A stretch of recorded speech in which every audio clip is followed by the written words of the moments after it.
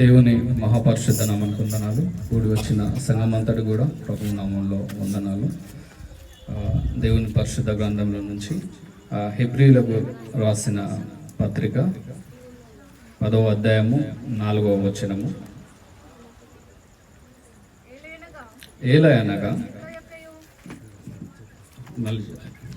ఏలయనగా ఎడ్ల యొక్కయు మేకల యొక్కయు రక్తము పాపములను తీసివేయట అసాధ్యము. కాబట్టి ఆయన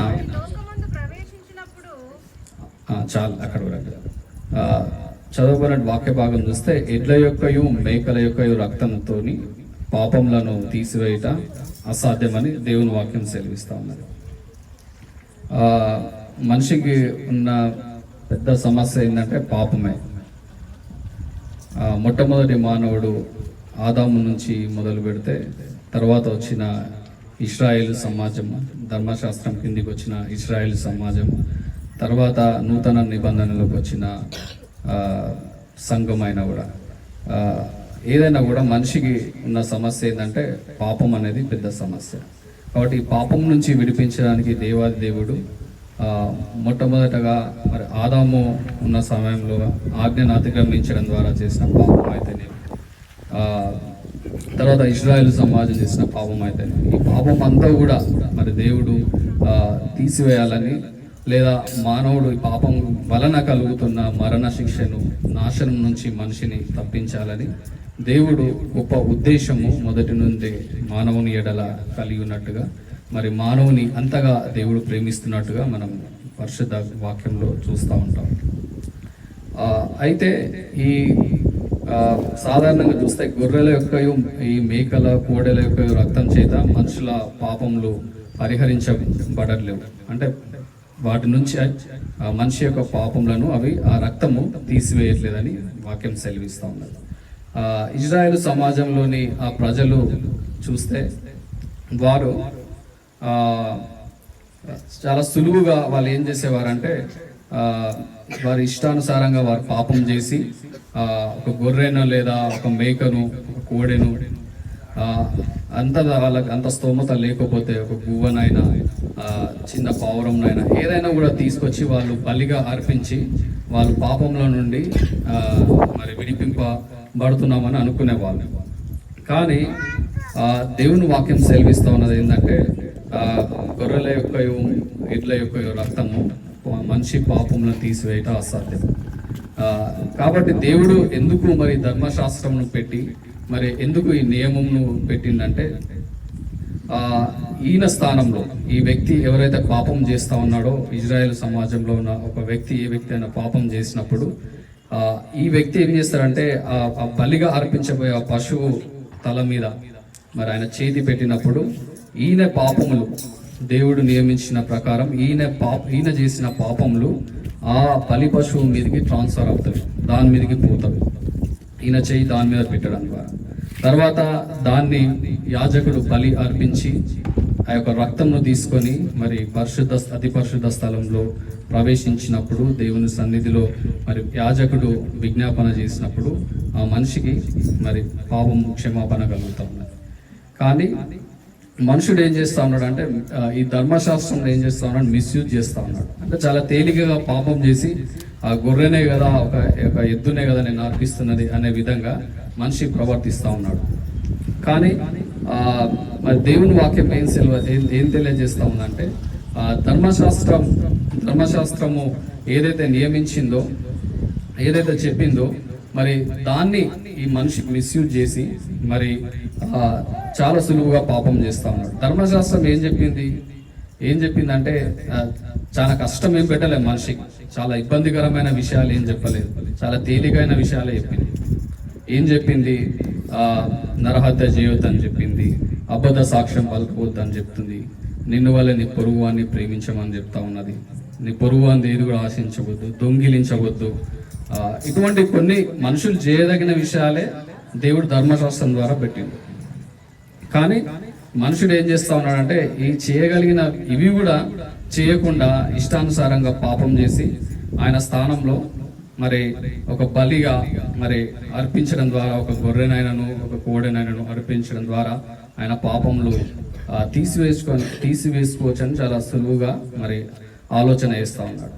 దేవుని ఉద్దేశం ఏమై ఉండొచ్చు అంటే ఈ వ్యక్తి స్థానంలో అది బలిగా అర్పించబడతా ఉన్నది. ఆ పశువు ఏదైతే పశువు కానీ ఆ గువ్వ కానీ పావురం కానీ ఏదైతే ఉన్నదో ఈయన పొందాల్సిన శిక్షను అది పొందుతా ఉన్నది.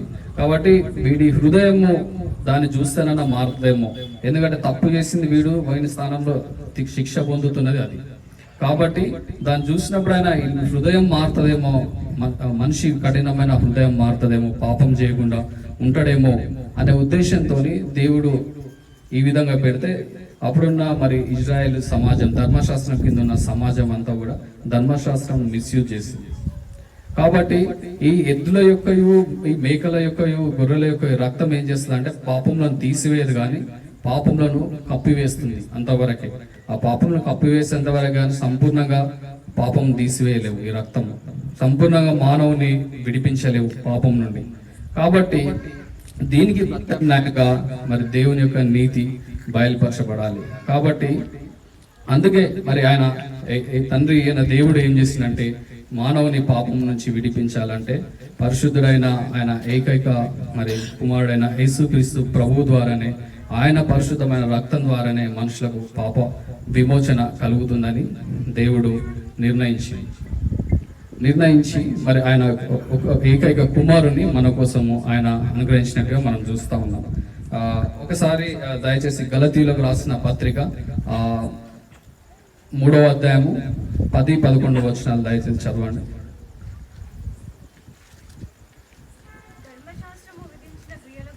ధర్మశాస్త్రము విధించిన క్రియలకు సంబంధులందరూ శాపమునకు లోనై ఉన్నారు. ఎందుకనగా ధర్మశాస్త్ర గ్రంథమందు వ్రాయబడిన విధులన్నీ చేయుటయందు నిలకడగా ఉండని ప్రతి వాడును శాపగ్రస్తుడు అని వ్రాయబడి ఉన్నది. ధర్మశాస్త్రం చేత ఎవడును దేవుని ఎదుట నీతిమంతుడని తీర్చబడని సంగతి స్పష్టమే. ఏలైనగా చాలు. ఈ వచ్చిన వాళ్ళు చూస్తే ధర్మశాస్త్ర సంబంధ క్రియలు చేసేవారు శాపగ్రస్తులు.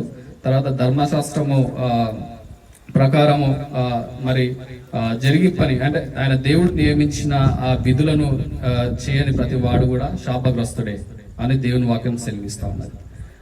అంటే నేను ఇంతకుముందు చెప్పినట్టు ఆయన చాలా అంటే మనుషులు చేయదగినవే ధర్మశాస్త్రంలో ఆయన పెట్టిండు. చేయకూడలేనంత, మనుషులు చేయలేనంత ఏం పెట్టలేదు ధర్మశాస్త్రంలో. కానీ వీరు మిస్యూజ్ చేస్తూ ఉన్నారు. వాళ్ళ ఇష్టానుసారంగా వారు పాపం చేయడం ద్వారా ధర్మశాస్త్రాన్ని మిస్యూజ్ చేస్తూ ఉన్నారు.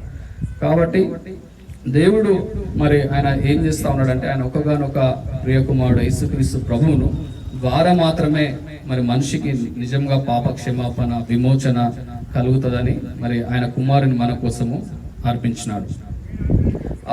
మరి ఒకసారి హెబ్రీయులకు రాసిన పత్రిక 9వ అధ్యాయము 12వ వచనం ఒకసారి చదవండి.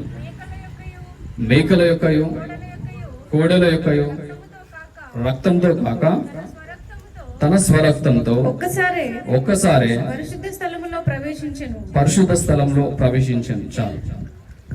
ఈ వచన భాగంలో చూస్తే యేసుక్రీస్తు ప్రభువారు ఆయన గొర్రెల యొక్క మేకల యొక్క రక్తంతో ఆయన పరిశుద్ధ స్థలంలో ప్రవేశించలేదు. కానీ మానవులందరి పాప విమోచన కోసం మానవులందరినీ కూడా మరి నరకం నుంచి మరణం నుంచి తప్పించడానికి ఆయన స్వరక్తాన్ని ఆయన తీసుకొని మరి ఆయన పరిశుద్ధ స్థలంలో ఆయన ప్రవేశించినట్టుగా మనం చూస్తా ఉన్నాం. అంటే దేవుడు మనిషిని ఎంతగా ప్రేమిస్తుందనేది మనం అర్థం చేసుకోవాలి. మనిషిని ఆయన ప్రేమించింది కాబట్టి ఆయన ఒకగానొక ఏకైక కుమారుడు యేసుక్రీస్తు ప్రభువును మనందరి కోసం ఆయన కల్వరి శిలువలో బలియాగంగా, యాగ పశువుగా, ఆయన బలిగా మన కోసం అర్పించిండు. ఎట్లయితే ముందు మరి మనిషి చేతి ఆ పశువుల మీద పెట్టడం ద్వారా ఈయన యొక్క పాపములు దాని మీద ఎట్లయితే ట్రాన్స్ఫర్ అవుతా ఉన్నాయో అట్లా మన పాపములు మరి యేసుక్రీస్తు ప్రభువు మీద తండ్రి అయిన దేవుడు మనందరి పాపములను మోపి ఉన్నాడు. కాబట్టి ఆయనను శాపగ్రస్తుడైనాడు మనందరి కోసం. కాబట్టి మన పాపములను నిజంగా మనల్ని విడిపించాలంటే ఈ గొర్రెలయు మేకల యొక్క రక్తం ద్వారా వీటి ద్వారా పాపం పోదు. అవి బలి చాలా తేలిగా మనిషి అర్పిస్తా ఉన్నాడు. అవి అర్పించబడతా ఉన్నప్పుడు కూడా మనిషి హృదయం కరిగిపోతలేదు, మనిషి హృదయం మారట్లేదని మరి ఆయన ఏకైక కుమారుని బలిగా అర్పించినాడు. కాబట్టి ఈ యేసుక్రీస్తు ప్రభు రక్తం ఒకటే, ఆయన మాత్రమే పాపం లేని పరిశుద్ధుడు. కాబట్టి ఆయన రక్తం మాత్రమే మనల్ని మన పాపం నుండి సంపూర్ణంగా విడిపింపగలదు. కాబట్టి మరి ఆయన ఏకైక కుమారుని మన కోసం ఆయన బలిగా అర్పించినాడు. కాబట్టి ఆయన మన కోసం బలి పశువుగా అయినాడు. ఆయననే యేసుక్రీస్తు ప్రభువే మరి ఆ బలి పశువుగా అయి చిందించబడిన ఆ రక్తంని తీసుకొని మరి ఆయన అతి పరిశుద్ధ స్థలంలో ఆయన ప్రధాన యాజకునిగా మరి యేసుక్రీస్తు ప్రభువు అందులో ప్రవేశిస్తున్నట్టుగా మనం చూస్తా ఉన్నాం. తర్వాత ఆయన మరి అందులో ప్రవేశించడమే కాదు, దేవుని సన్నిధిలో మరి యేసు ప్రభు ఆయన రక్తంనే తీసుకొని అందులో ప్రవేశించడం మాత్రమే కాదు, కానీ ఆయననే మన పాపములను క్షమించేవాడై ఉన్నాడు. పాపములు క్షమించటకు మనుష్య కుమారునికి అధికారం కలదు. యేసుక్రీస్తు ప్రభు 3 కార్యములు చేస్తున్నట్టుగా మనం చూస్తా ఉన్నాం. ఇక్కడ బలి పశువుగా ఆయనే ఉన్నాడు. ఆయన పరిశుద్ధమైన రక్తంను చిందించబడి తీసుకొని పరిశుద్ధ స్థలంలో ఆయననే ప్రవేశిస్తా ఉన్నాడు. తర్వాత ఆయననే మనిషి పాపములను క్షమిస్తా ఉన్నాడు. కాబట్టి దేవుని యొక్క ఉద్దేశం మానవుని ఎంత గొప్పదో మనం ఆలోచించాలి. ఇంతకంటే గొప్ప దేవుడు, ఇంతకంటే మనల్ని ప్రేమించే దేవుడు ఎవరనున్నారా? మనకి ఎక్కడైనా దొరుకుతారా? ఒకసారి మనం ఆలోచన చేయాలి. చూడండి, ధర్మశాస్త్రం కంటే ముందు దేవుడు మరి వాగ్దానం మూలంగా ఆయన చేసిన వాగ్దానాలను దేవుడు నెరవేర్చింది. అబ్రహాముకు దేవుడు ఏదైతే వాగ్దానం చేసిండో, ముందు దేవుడు వాగ్దానాలు చేసిండో అవన్నీ కూడా నెరవేర్చింది. తర్వాత ధర్మశాస్త్రం ఇచ్చిండు. ధర్మశాస్త్రం మనిషి తేలికగా చేయగలిగిన విషయాలైనప్పుడు కూడా మనిషి ధర్మశాస్త్రం విషయంలో మరి తప్పిపోతా ఉన్నాడు. మరి దాని ద్వారా ఇంకా శాపగ్రస్తుడు అవుతా ఉన్నాడని, శాపం నుంచి విడిపించాలని మళ్ళీ ఆయన కుమారుడైన యేసుక్రీస్తు ప్రభువును మనందరి కోసం కల్వరి సిలువలో బలిగా అర్పించినాడు. కాబట్టి దేవుడు మనిషిని ఎంతగా ప్రేమిస్తుంది అనేది మనం ఆలోచన చేయాలి. అందుకే మన రక్షణను మనం తేలికగా తీసుకోవద్దు. ఈ రక్షణ మనం పొందుకోవడానికి మన స్థానంలో మనం చేసిన అనేకమైన పాపములు, అనేకమైన దోషములు మరి మనం చేసినాము. మన స్థానంలో మరి యేసుక్రీస్తు ప్రభువు ఉన్నాడని ఆయన ఆ సిలువకు మనం కొట్టబడాలి, కానీ మన స్థానంలో యేసుక్రీస్తు ప్రభువు సిలువకు కొట్టబడ్డాడని మనం ఎప్పుడైనా జ్ఞాపకం చేసుకోవాలి, గ్రహించాలి. కాబట్టి మనిషిని సంపూర్ణంగా పాపం నుంచి విడిపించాలంటే యేసు ప్రభు రక్తం ద్వారానే మనిషి పాపం నుంచి విడిపించగలుగుతాడు.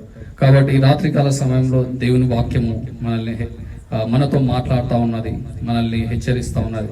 ఒకవేళ ఇంకా మనం రక్షింపబడకపోతే యేసు రక్తం ద్వారానే మనకు పాపక్షమాపణ, ఆయన యందు విశ్వాసం ఉంచడం ద్వారానే మనకు నిత్య జీవం, విశ్వసించేవాడే నిత్య జీవం గలవాడని సెలవిచ్చినారు. కాబట్టి విశ్వసించేవాడే నిత్య జీవం గలవాడు, ఆయన కుమారు యందు విశ్వాసం ఉంచువాడే నిత్య జీవం గలవాడు. కాబట్టి యేసు ప్రభువును మనము విశ్వసించడం ద్వారా మన పాపములు మనం ఒప్పుకొని విడిచిపెట్టడం ద్వారా ఆయన మన పాపం నుంచి మనల్ని విడిపించేవాడుగా ఉంటాడు. కాబట్టి ఈ రాత్రికాల సమయంలో ఈ యొక్క విషయాలు, ఇవి చాలా ప్రాముఖ్యమైన విషయాలు. ధర్మశాస్త్రం విషయంలో దేవుడు జరిగించిన గొప్ప కార్యము మనిషిని ఎలాగైనా పాపం నుంచి, నరకం నుంచి, మరణం నుంచి మరి విడిపించాలనే దేవుని యొక్క గొప్ప అనాదికాల చిత్తము, ఉద్దేశం ద్వారా మరి దేవుడు ఆయన ప్రియకుమారుడైన యేసుక్రీస్తు ప్రభువునే మన కోసం బలిగా అర్పించిన విషయాన్ని దయచేసి మనం అందరం కూడా